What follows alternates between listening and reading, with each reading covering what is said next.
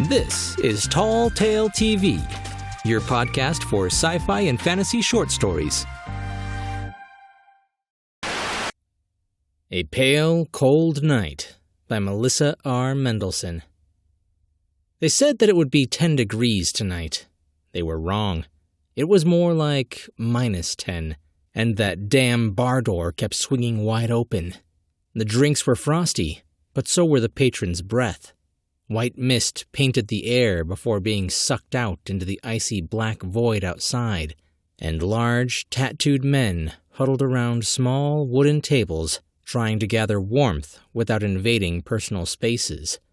Nobody was going to invade my space, for the corner was my friend, and the corner was my dagger. Another! And Beatrice slammed a large, frosty beer down in front of me. Long night? Damn it, Beatrice. It's fucking cold in here. Well, I'm sorry, Dallas, but the heat keeps cutting out. You're welcome to fix it. And she started to walk away from me. Aren't you cold? Or is the fat keeping you warm? Another comment like that, Dallas, and I'll have your hide stripped, and I'll have your bare-ass body thrown out into the snow. You got me? I stared at the muscular heart with barbed wire on her bare right shoulder. Her large boobs were nearly hanging out of her open blouse. Her poor excuse for Daisy Duke shorts made me shudder, and I was sure that she was not wearing any underwear. I should have buried her. Instead, I met her stone-cold gaze and gave a short nod. Good. Last drink, and then you're out. I was tempted to make another snide comment. Instead, I watched her walk away, and the bar door opened again. I swear that the next person that opens that door will taste my boot. And the door opened again.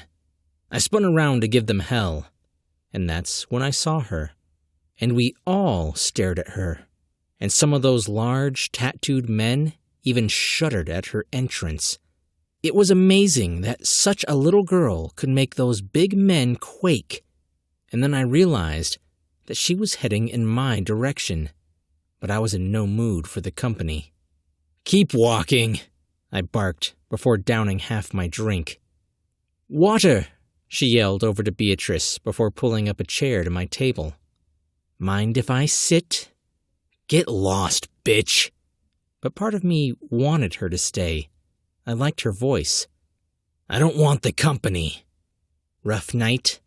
And she sat down almost beside me. My friend died. I'm sorry. But she didn't sound sorry. I leaned back in my chair and stared at the strange creature before me. She wasn't dressed for this weather either. Instead, she wore faded ripped blue jeans, black leather boots, and a black t-shirt with one of those rejects from the CW, and his face looked worn, as if he had seen too many demons. Her hair was long enough to cover the edges of her face, and her eyes... I shuddered, thinking of the icy black void outside. She reminded me of a cobra for some reason, but I would not be captured by her beauty. I would not play her game, but I would not meet her gaze again. Name's Keeper. But she did not hold out her hand. Instead, she wrapped her hands around the small glass of water that Beatrice placed down in front of her, and Beatrice paled at her brief touch. Thanks, and she downed the water, and I could have sworn that her tongue was black. Another, please. She seemed amused at how fast Beatrice moved away from her. How'd your friend die, Dallas? Excuse me? How the hell do you know my name? I know lots of things. And she leaned closer, and for a moment her doll face flashed into a mash of dirt and worms. So, how'd your friend die? Wasn't much of a friend, and I should be going. I quickly finished my drink and pushed back my chair. So soon? And again, I met that gaze, and my body went numb. Stay for a while before you go outside. Why? I miss the company. And she didn't even flinch when Beatrice dropped the glass of water next to her, avoiding her touch.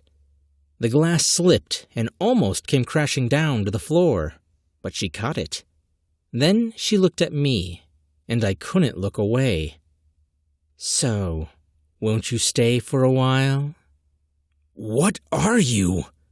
And I watched her shrug in response. "I have to leave." But my body was still numb. Only my heart thundered in my chest. "Why are you here?" "I have to pick up a package." "Package? Here in this bar?" I looked around, wondering what it was. "Where is it?" And I turned toward her, avoiding her gaze. "Cooling off," she responded, in a voice made of velvet, sweet suffocation. "Don't play with me."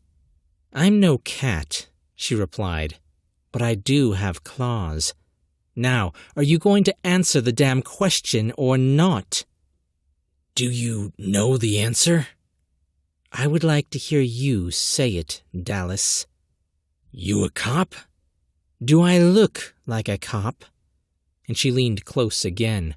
Her skin had a sick glow to it, and I moved further back into my chair. And then I realized that I was warm, and her eyes sparkled with amusement. "Are you a killer?" "Watch it, lady," I snapped, but I glanced down at my hands. "No bloodstains." And again, her gaze folded over me, hollowing me out from the inside. "All evidence gone, and nobody's going to miss him." Now she leaned back in her chair. "I wonder, will anyone miss you?" "You threatening me?" She didn't answer. "I could snap your neck with my bare hands. Snap." "If only I wasn't dead," she replied, and my heart dropped in my chest. "Did you know that?" "Let me go," I said. "Just let me get out of here." "You never cared about anyone, did you, Dallas? Not your parents, or your sister, or your girlfriend, or your friend?" "Stop it!" I didn't mean to yell, but I did. I screamed like a little girl. "Knock it off!" "You've been empty your whole damn life. Don't you want to know why?" "Get away from me!" And now I found the strength to jump out of my chair. All I had to do was run for the door, but she grabbed hold of my arm. Just my arm, and my knees caved. Why am I so empty?" I heard myself say. But why was I saying that? "Because you have no soul, you poor bastard. Your time's up." And she let go of my arm, and where her hand had rested was now red, raw flesh, as if her touch had burned right through me. "Go outside." "What's outside?" I struggled to my feet, ignoring the stares from everyone around me, including Beatrice. "What's waiting for me out there?" "Your ride." And those words sliced through me. "Go on your own accord, or I'll carry you." Her eyes penetrated through me, and I felt nothing. No ice, no fire, nothing, like I never existed, and my feet turned on their own, heading for the door. "Wait!" But my body would not respond. "Wait! I don't want to go!" I cried, but my hands were reaching for the door. "I won't kill anyone else! He was the last one! I swear to Christ that I don't want to go outside!" But the door was already open, and the icy black void sucked me outside. "Package delivered," Keeper said, throwing a $100 bill onto the table. "Back to the road." And everyone watched her slither towards the door, and as she disappeared outside, the Arctic air invaded the bar once more. Melissa R. Mendelson is a published horror and science fiction author. Her short stories have been featured in Siren's Call publication, Dark Helix Press, and on Tall Tale TV. She is currently working on a horror novel involving an evil porcelain doll called Ghost in the Porcelain, and she has short stories available on Amazon Kindle. Hey guys, I hope you enjoyed this story.